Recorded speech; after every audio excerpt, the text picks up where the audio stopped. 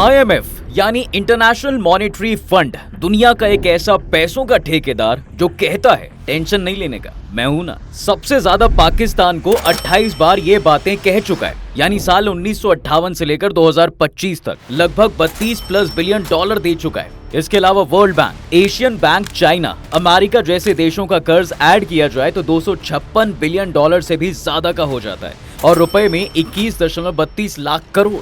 इतने जीरो कि आदमी गिनती भी भूल जाए। लेकिन पाकिस्तान इतना पैसा चुकाएगा कैसे? अगर नहीं चुका पाया तो क्या होगा पाकिस्तान का? सवाल ये भी है कि IMF के पास इतना पैसा आता कहां से? चलिए एकदम बेसिक से शुरू करता हूं। सबसे पहले जानते हैं कि IMF बना कैसे।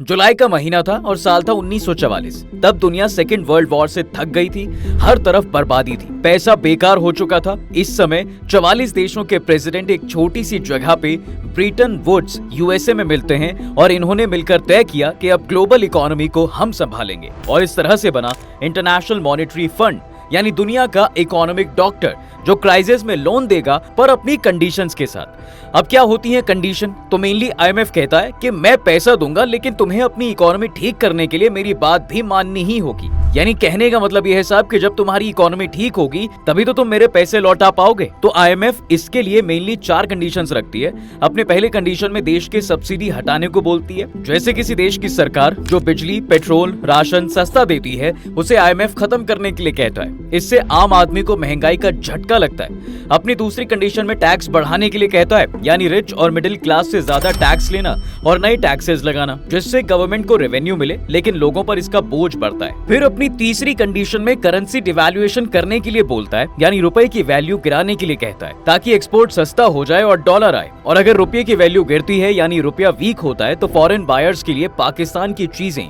सस्ती हो जाती हैं। एक छोटी सी एग्जांपल से समझते हैं। मान लो कि एक टी-शर्ट पाकिस्तान में बनती है जो $10 में अमेरिका को एक्सपोर्ट होती है। जब 1 USD = 70 था तो उस टी-शर्ट की वैल्यू 700 थी। अब अगर रुपया गिर जाता है, 1 USD = 85 हो जाता है, तो वही टी शर्ट अमेरिका के लिए अब भी $10 की ही है लेकिन पाकिस्तान को मिल रहे हैं 850। इस तरह से एक्सपोर्ट करने वालों को ज्यादा पैसा मिल रहा है। इसके बाद अपनी चौथी कंडीशन में गवर्नमेंट सेक्टर को प्राइवेटाइजेशन करने के लिए कहता है, जैसे रेलवेज, एयरलाइंस, बिजली बोर्ड जैसे सेक्टर्स को प्राइवेट हाथों में देना। इससे पैसा तो आता ही है लेकिन जॉब्स और सर्विसेज पे इम्पैक्ट भी पड़ता है।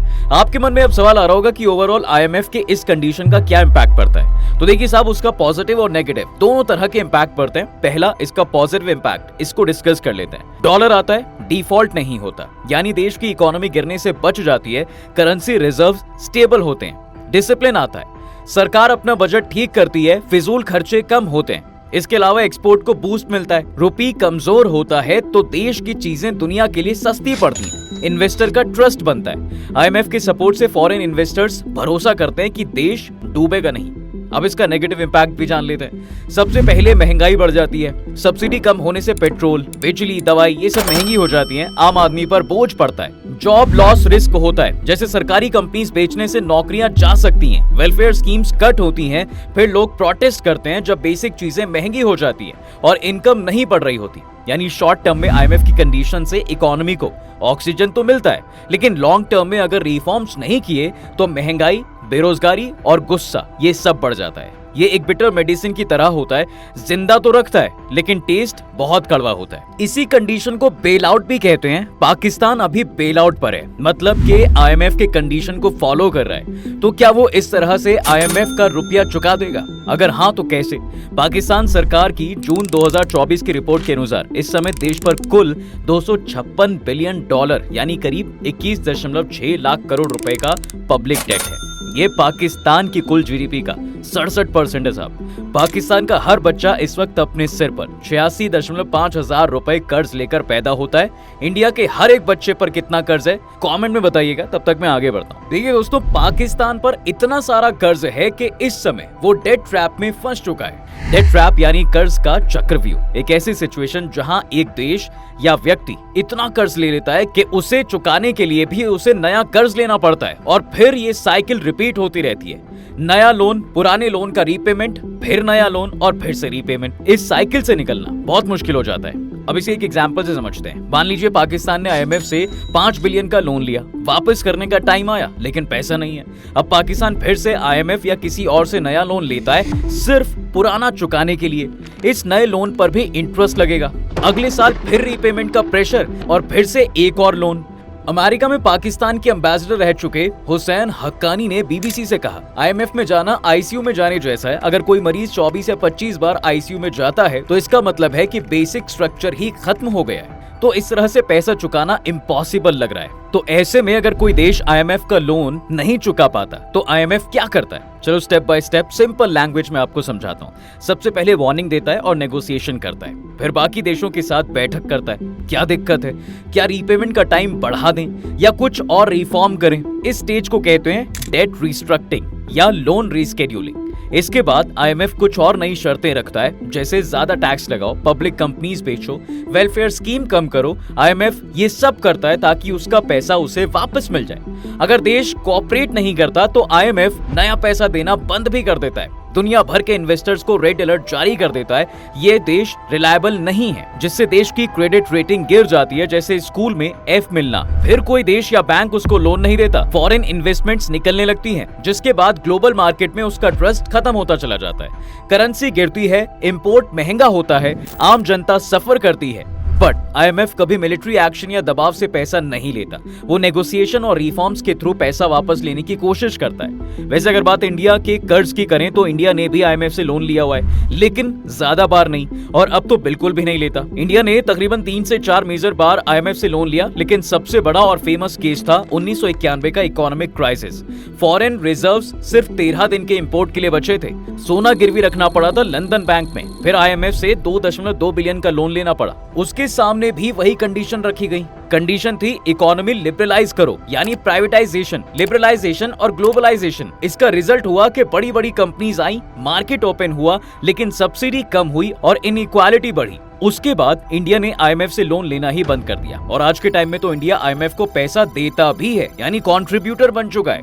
अब इंडिया किसी बेल आउट के लिए नहीं जाता। 1991 में इंडिया ने आईएमएफ का सहारा जरूर लिया था। आईएमएफ इंडिया का बोरोवर नहीं है, पार्टनर है, यानी वो आईएमएफ को अपना पैसा देता है। तो फर्क साफ है साहब कि जब इंडिया लोन लेता है तो एक बड़ा रिफॉर्म देखने को मिलता है, लेकिन पाकिस्तान जब लोन लेता है तो उस पैसे को सही से यूज ही नहीं करता।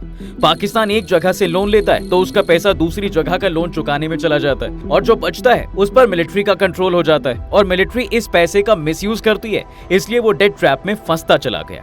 अब सवाल ये भी है कि इंडिया के रोकने के बाद भी आईएमएफ ने पाकिस्तान को 12,000 करोड़ कैसे दे दिए?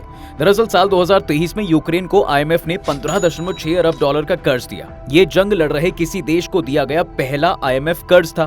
दिल्ली के think tank observer Mihir Sharma के अकॉर्डिंग यूक्रेन को भारी भरकम कर्ज पैकेज देने के लिए उसने अपने ही रूल्स को तोड़ दिया, जिसका अर्थ है साहब कि वो इसी बहाने पाकिस्तान को पहले से दिए जा रहे कर्ज को बंद नहीं कर सकता। हक्कानी का कहना है रियल में इंडिया पाकिस्तान को आईएमएफ से कर्ज लेने से रोकना चाहता है तो उसके लिए सही फोरम है यूनाइटेड नेशंस FATF, यानी फाइनेंशियल एक्शन टास्क फोर्स। दरअसल FATF ये देखता है कि आतंकवाद के लिए पैसा कहां से आ रहा है और ये ध्यान रखता है कि उन पैसों को रोका जाए। ये टास्क फोर्स ये तय करती है कि किन देशों को ग्रे या ब्लैक लिस्ट में शामिल किया जाए ताकि उन्हें आईएमएफ और वर्ल्ड बैंक जैसी इंस्टीट्यूशन से फंड लेने से रोका जा सके। अगर कोई देश FATF में लिस्ट होता है तो उसे आईएमएफ से कर्ज लेना बहुत मुश्किल हो जाएगा, जैसे कि पाकिस्तान के साथ पहले हो चुका है। आज की तारीख में पाकिस्तान को 2022 के FATF की ग्रे लिस्ट से ऑफिशियली निकाला जा चुका है। एक लाइन में अगर कहें तो पाकिस्तान को कर्ज लेने से रोकना है तो सबसे पहले उसे ग्रे लिस्ट में डालना होगा। डायरेक्ट आईएमएफ को मना करने से कुछ नहीं होगा। तो अब आखिर में जानते हैं कि आईएमएफ के पास पैसा आता कहां से। देखिए, आईएमएफ अपना पैसा खुद छापा नहीं करता, उसके पास पैसा आता है मेंबर देशों के कंट्रीब्यूशन से। हर देश आईएमएफ का एक मेंबर होता है, इसमें 190 से ज्यादा देश हैं। जितना बड़ा देश उतना ज्यादा कोटा, उतना ज्यादा पैसा। आईएमएफ के कॉन्टेक्स्ट में कोटा मतलब आईएमएफ का मेंबरशिप फी, यानी कि जब कोई देश आईएमएफ का मेंबर बनता है तो उसको एक सर्टेन अमाउंट का कोटा पैसा जमा करना होता है। ये कोटा डिसाइड करता है देश आईएमएफ को कितना पैसा देगा, आईएमएफ से कितना पैसा ले सकता है, आईएमएफ में उसकी वोटिंग पावर कितनी होगी। मेनली कोटा का काम क्या होता है? देखिए, कोई भी देश आईएमएफ को पैसा देता है अपनी इकोनॉमी के साइज के हिसाब से। देश अपने कोटा के मल्टीपल तक लोन ले सकता है, जैसे 3x 5x। कोटा जितना ज्यादा और आईएमएफ में उतनी ही वोटिंग पावर। आईएमएफ का खुद का डिजिटल करेंसी SDR भी कोटा के हिसाब से ही मिलता है। एग्जाम्पल से समझिए, इंडिया का कोटा अप्रॉक्स 13 बिलियन 2025 तक है, तो इंडिया IMF लोन अपने कोटा के एक मल्टीपल तक लोन ले सकता है। उसकी वोटिंग पावर 2.6% रहेगी। यूएसए का कोटा सबसे ज्यादा 85 बिलियन, इसलिए यूएसए का वोट सबसे पावरफुल है 17% से ज्यादा। अब एक लाइन में समझिए, कोटा IMF मेंबरशिप की एंट्री फी जैसा है। जितनी बड़ी इकोनॉमी उतना बड़ा कोटा, उतना ज्यादा पैसा, लोन और पावर भी। बाकी कैसी लगी आपको ये वीडियो कमेंट में जरूर बताइएगा। वीडियो अगर आपको पसंद आई है तो इसे लाइक और शेयर जरूर करिए। बाकी जाते जाते चैनल को सब्सक्राइब करना बिल्कुल ना भूलें।